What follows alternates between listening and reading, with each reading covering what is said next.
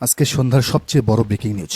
ঢাকার রাজনীতিতে যাকে বলা হতো শাহজাহানপুরের ডন, সেই মির্জা আব্বাস আজ নিজ কেন্দ্রেই ধরাশায়ী।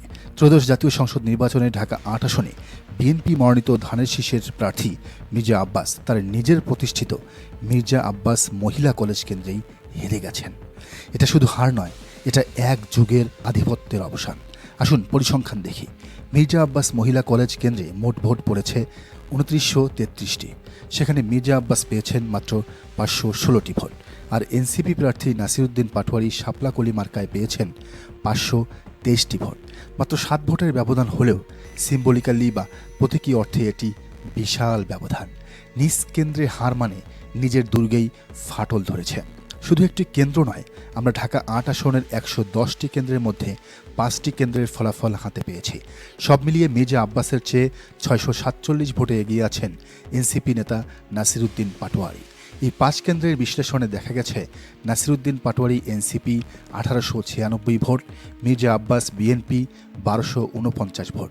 লিড বাড়ছে। নাসিরউদ্দিন পাটোয়ারি একজন তরুণ নেতা। তার এই এগিয়ে থাকা প্রমাণ করে ঢাকা ৮-এর ভোটাররা, বিশেষ করে তরুণরা, এবার পরিবর্তনের পক্ষে রায় দিয়েছে, চেঞ্জের পক্ষে রায় দিয়েছে।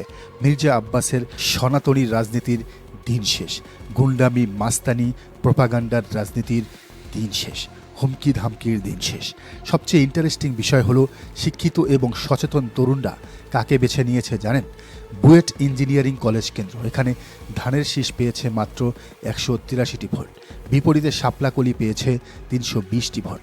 বুয়েটের মতো জায়গায় এনসিপির এই বিপুল ব্যবধানে জয় প্রমাণ করে মেধাবীরা এখন আর বিএনপির পুরনো রাজনীতি পছন্দ করছে না, তারা তরুণদের রাজনীতি পছন্দ করছে।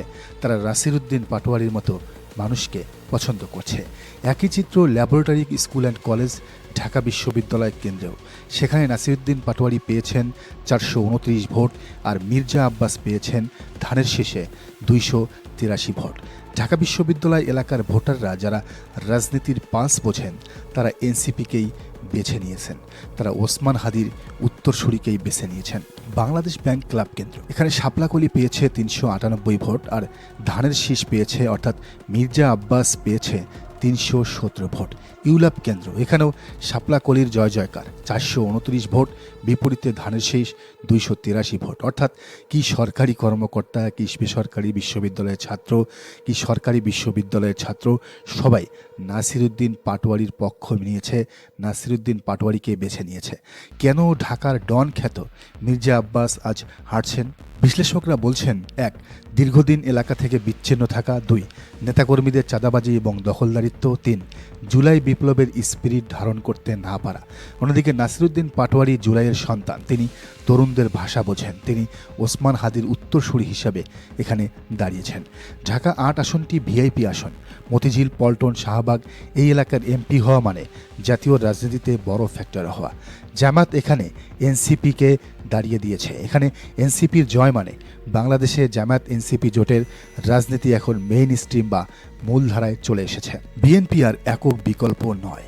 ১১০টি কেন্দ্রের মধ্যে মাত্র ৫টির ফলাফল আমরা পেয়েছি, তবে ট্রেন্ড বা প্রবণতা বলছে ব্যবধান আরও বাড়বে। মির্জা আব্বাস যদি তার নিজের কেন্দ্রেই হারেন, তবে বাইরের কেন্দ্রগুলোতে তার জেতার সম্ভাবনা খুবই কম। রাত ১০টার মধ্যে হয়তো চূড়ান্ত ফল আমরা পাব। দর্শক, এই রেজাল্টের আপডেটের শেষ কথা, ঢাকা ৮-এর রায় পরিষ্কার। মানুষ আর মাস্তানতন্ত্র চায় না, মানুষ চায় সেবা। নাসিরউদ্দিন পাটোয়ারি শাপলাকলি এখন ঢাকার বুকে ফুটেছে। মির্জা আব্বাসের মতো জায়ান্টের পতন প্রমাণ করে রাজনীতিতে কেউই অপরিহার্য নয়। আমরা অপেক্ষা করছি চূড়ান্ত ঘোষণার। তবে বেসরকারি ফলাফল যা বলছে, তাতে ঢাকা ৮-এর পরবর্তী এমপি হতে যাচ্ছেন তরুণ নেতা নাসিরউদ্দিন পাটোয়ারি। সবাইকে ধন্যবাদ। চোখ রাখুন আমাদের চ্যানেলে। আল্লাহ হাফেজ। বাংলাদেশ জিন্দাবাদ।